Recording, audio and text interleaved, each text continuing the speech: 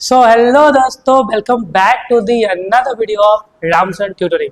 सो दोस्तों, आज हम लोग चैप्टर नंबर 2 स्टार्ट करने वाले बिजनेस स्टडी क्लास 11 का। ठीक है, तो आज की इस क्लास में हम लोग ये स्टार्ट करेंगे forms of business organisation. Last class में मैंने आप लोग को ये समझाया था कि बिजनेस क्या होता है, बिजनेस ऑर्गेनाइजेशन क्या है, ये सब मैंने समझाया था। और लास्ट क्लास में हम लोगों ने ये भी समझा था कि बिजनेस का फीचर्स, कैरेक्टरिस्टिक्स सब समझ लिया था हम लोग।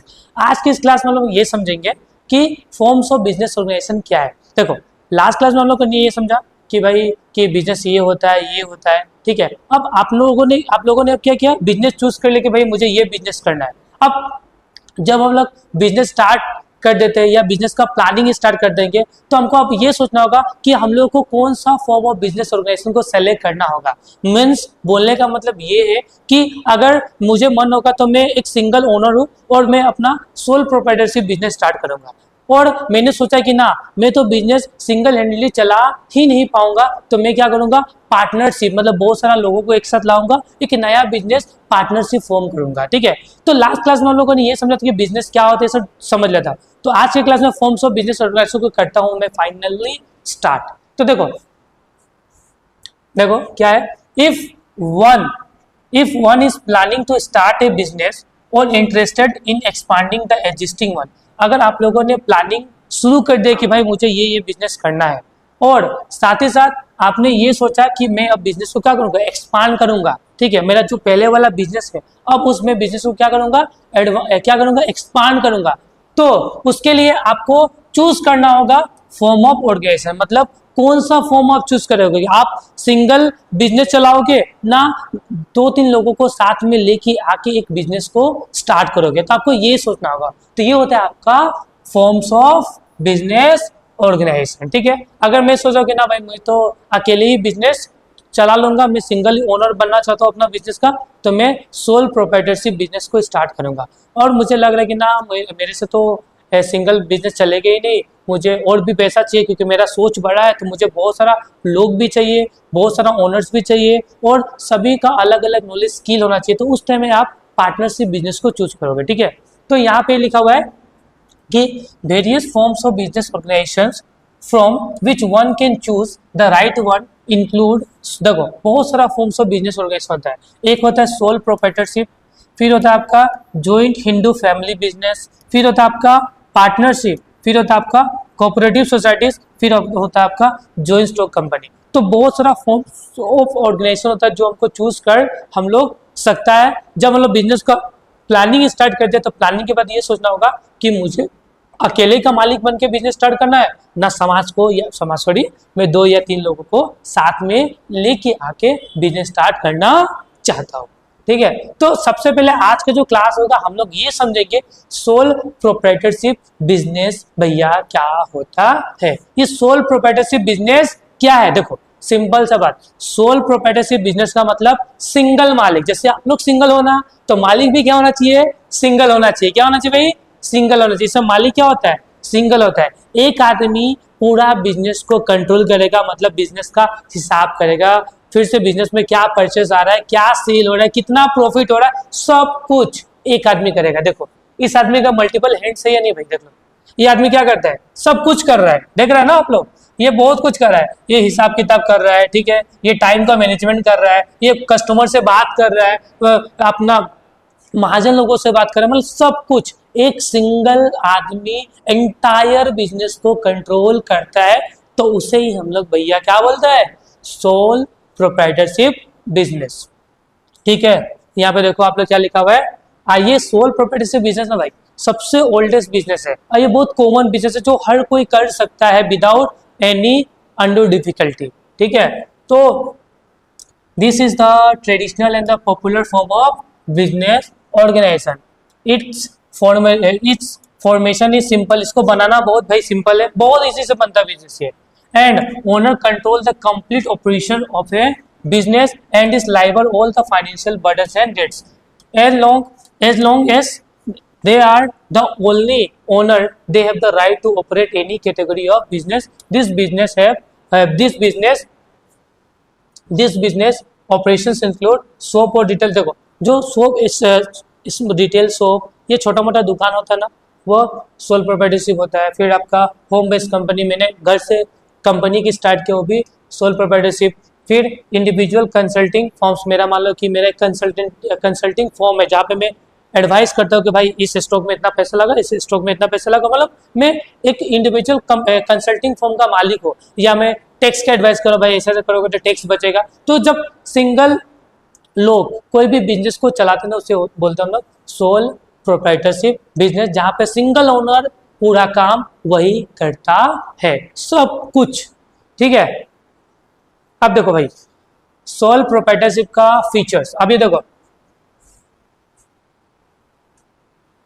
क्या लिखा भाई कि a sole proprietorship is a popular business structure due to the simplicity and ease of management. Here the some key feature. देखो सोल प्रोप्राइटरशिप बहुत पॉपुलर बिजनेस स्ट्रक्चर है और इसको स्टार्ट करना बहुत इजी होता है, और इसका फीचर्स अभी हम लोग पढ़ने वाले हैं। तो पहला फीचर्स होता है भाई सिंगल ओनर। इसमें जैसे आप लोग सिंगल हो तो ओनर भी भाई सिंगल ही है इसमें। क्या भाई, इसमें ओनर बहुत सिंगल है। क्या भाई, सिंगल। इसमें सिंगल आदमी एंटायर बिजनेस को स्टार्ट करता है, चलाता है, कस्टमर से बात करता है, सबसे बात करता है, आप लोग से बात करता है, हम लोग सब कुछ कौन करता है भाई, एक सिंगल ओनर।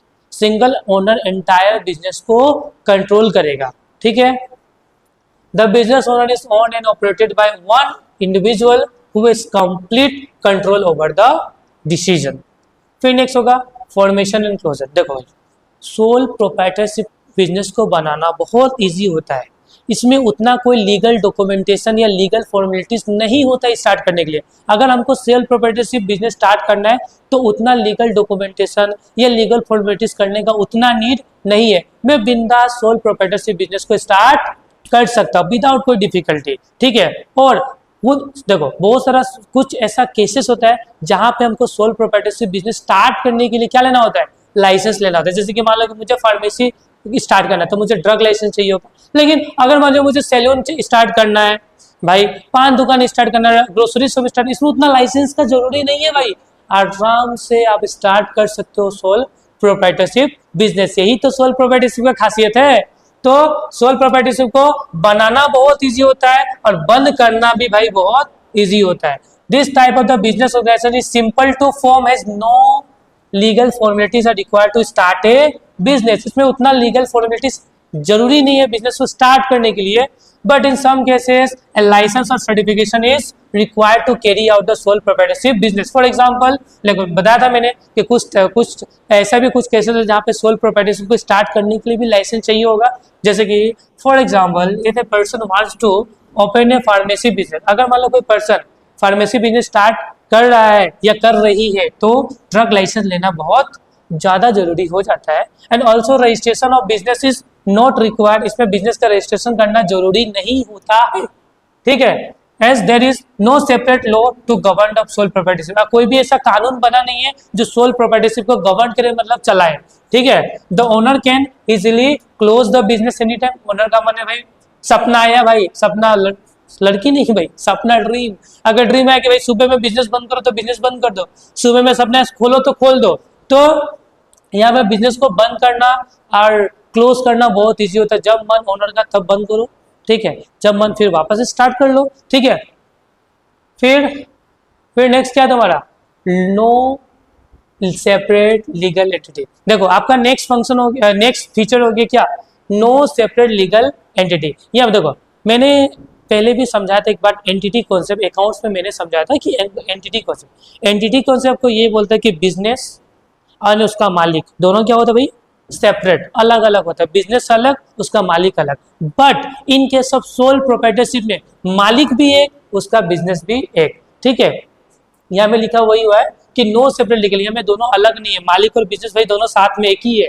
तो in the eyes of law no distinction is made between the sole trader and his business, as the business does not have any identity to separate from the owner. ये owner से अलग होते नहीं है, दोनों का देखो यहाँ पे बिजनेस भी सेम है और उनके मालिक भी सेम है, दोनों का आइडेंटिटी अलग अलग नहीं है भाई, दोनों का सेम है। ये उसी मोहन का बिजनेस है, उसी सोहन का बिजनेस है, ऐसा होता है। ठीक है, ओनर फिर लिखा ना, the owner is therefore held responsible all the activities of the business. यहाँ पे जो ओनर होंगे ना वो पूरा का पूरा एक्टिविटीज के वही रिस्पॉन्सिबल होने वाले हैं। ठीक है, फिर डायरेक्ट कंट्रोल भाई, सिंगल ओनर है तो बिजनेस में कुछ भी होगा तो डायरेक्ट कंट्रोल होगा किसका, ओनर का। और साथ में साथ अगर डायरेक्ट कंट्रोल होगा तो डिसीजन मेकिंग बहुत फास्ट हो जाता है भाई। क्या होता है, बहुत फास्ट होता है। तो owner makes all the business decision without need for consultation और अप्रूवल फ्रॉम द पार्टनर्स और ए बोर्ड। देखो जब मैं सिंगल बिजनेस चला रहा हूँ ना तो मुझे किसी से कंसल्ट करने का कोई नीड नहीं है, ठीक है,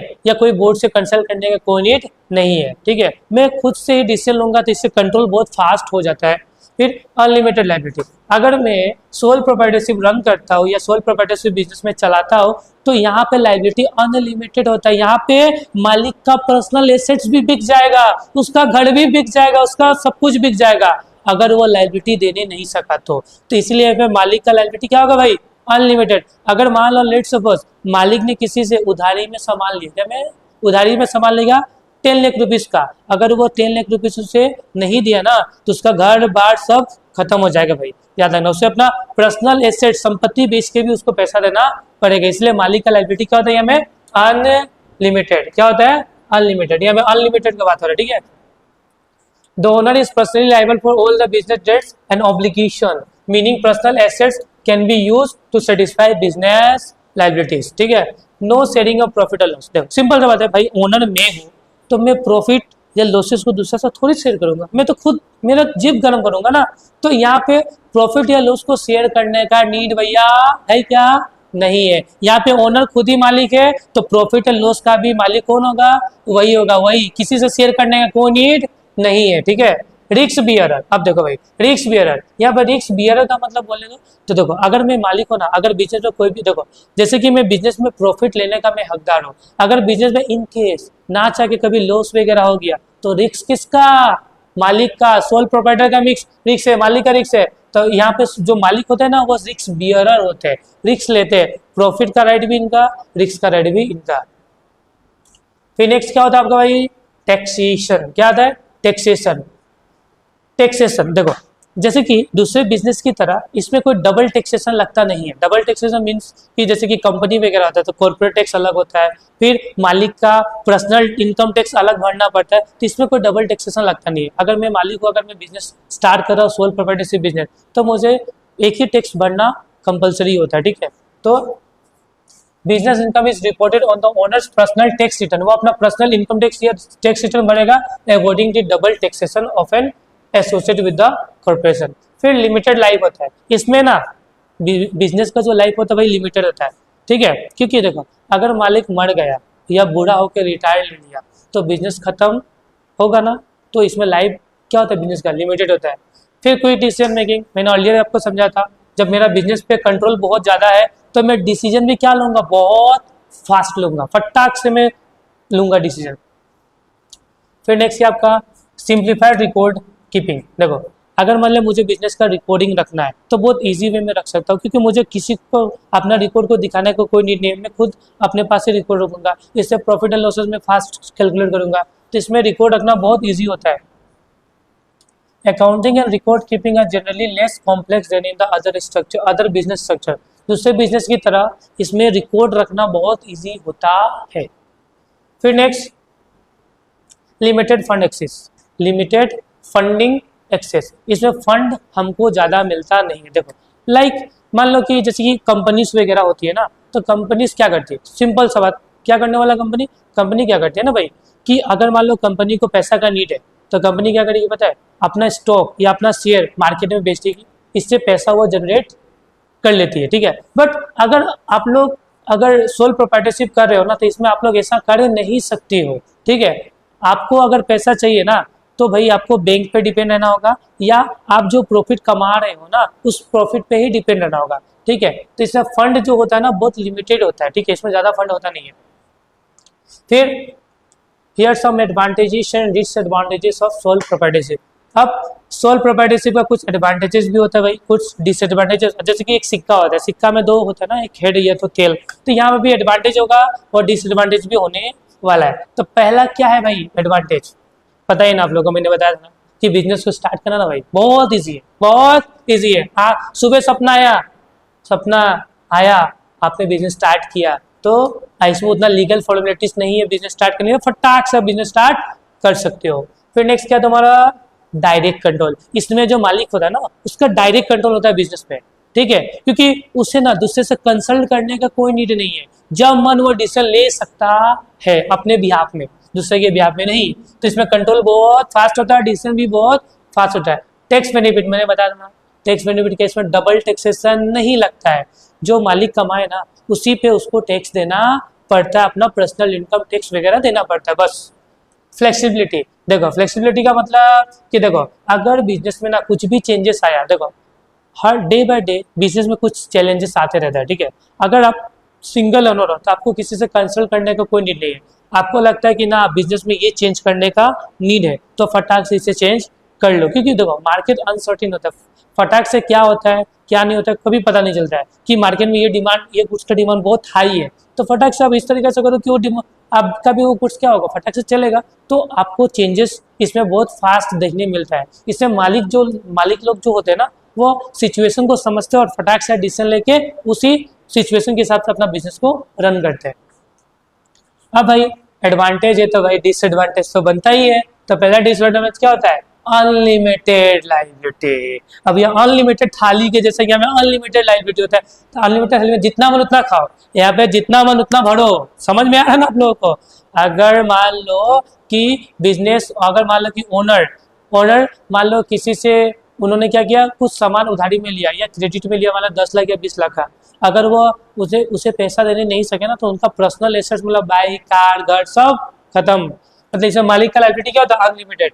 फिर लिमिटेड रिसोर्स, मैंने बताया था ना कि यहाँ पे रिसोर्स का मतलब है यहाँ पे पैसा, क्या है पैसा। यहाँ पे पैसा बहुत लिमिटेड होता है मालिक के पास, क्योंकि मालिक को अगर पैसा चाहिए तो या तो बैंक से लोन लो, या तो अपना प्रॉफिट से बिजनेस करो, या तो अपना पहले का जो अपने फैमिली मेंबर से जो पैसा लिया था या अपने पापा से पैसा लिया उसी पैसा पे बिजनेस को करो, या फंड बहुत लिमिटेड होता है।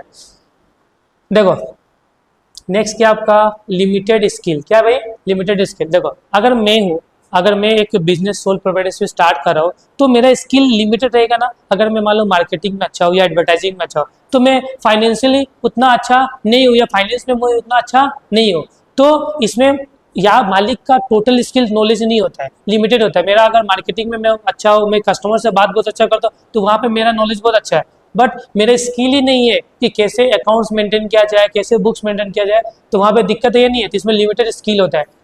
एक आदमी के पास पूरा का पूरा नॉलेज या स्किल होता नहीं है। फिर नेक्स्ट लिमिटेड ग्रोथ पोटेंशियल, इसमें उतना ग्रोथ हो नहीं पाता है। अदर बिजनेस जैसे कि बहुत ज़्यादा डेवलप कर लेते हैं ना, सोल प्रोपर्टीज उतना डेवलप नहीं कर पाता है मेरे दोस्तों। तो आई होप आज का क्लास आप लोगों को आया होगा समझ में। अगर इसके रिगार्डिंग कोई भी डाउट हो तो भाई कमेंट बॉक्स खुला हुआ है, जितना मत उतना कमेंट करो। अगर वीडियो अच्छा लग रहा हो ना दोस्तों के साथ शेयर करो, ठीक है, जितना अच्छा लगे दोस्तों के साथ शेयर करो। मिलते हैं हमारे नेक्स्ट वीडियो में जहाँ पे मैं और इंटरेस्टिंग टॉपिक लेके आने वाला हूँ, और इसका पार्ट 2 बहुत इंटरेस्टिंग होने वाला है। तो प्लीज पार्ट 2 में भी आप लोग ज्वाइन करो, जिससे कि आप लोग को और समझ में आए बिजनेस स्टडीज।